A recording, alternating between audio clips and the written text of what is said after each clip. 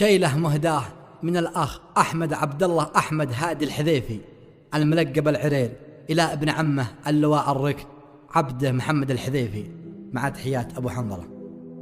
قال الحذيفي تحيات ودل الفواندم عبده محمد ومن جنبه من أخوانه.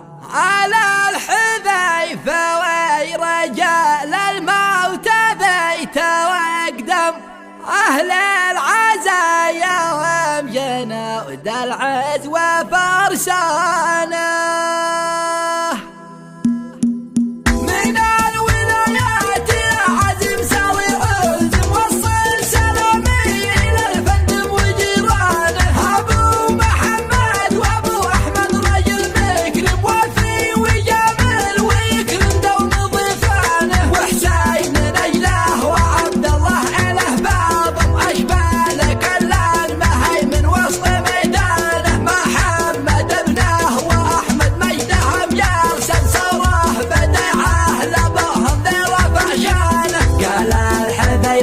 تحيه ودل الفندم عبده محمد ومن جنبه من اخوانه. طيب الكرم والعطاء والجودة بتقدم على الجمع والوفاء والعز عنوانه. سلامي القايد الرمز الذي يلهم يا حيدي صمصام ما يهتد بنيانه. يا فخرنا والسند بالله بنقسم نفديك برواحنا لحربه حاله. يا العم والعب لك مكتب ولك بنظم وهديك من ورد شعري اعظم اتصاله. ابناء عمومك معك وانت احتزم واحزم واحنا الكواسر وصوت الحق واعوانه. على الحذيفة رجال الموت ذي تقدم أهل العزايا بجنود العز وفرسانه. تاريخنا بالعطاء والبذل متنظم من سابق العهد لنا صفحات رنانه. نعيش في الأرض لا نظلم ولا نظلم لنا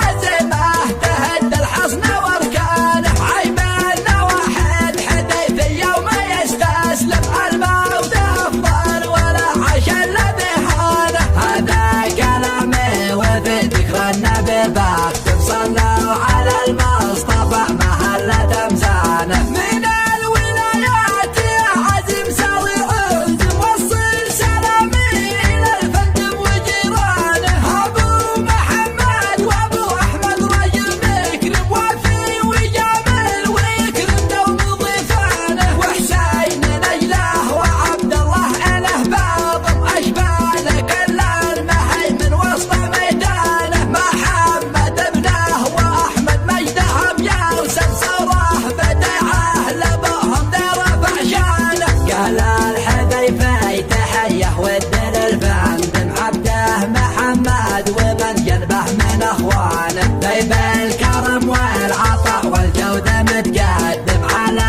الجمع والوفاء والعز عنوانه. سلامي القايد الرمز الذي يلهم يا حيدي صمصام ما يهتد بنيانه. يا فخرنا والسند بالله بنقسم نفديك برواحنا لحربه حاله. يا العم والعب لك مكتب ولك بنظم وهديك من ورد شعري اعظم اتصاله. ابناء عمومك معك وانت احتزم واحزم واحنا الكواسر وصوت الحق واعوانه. على الحذيفة رجال الموت ذي تقدم أهل العزايا بجنود العز وفرسانه.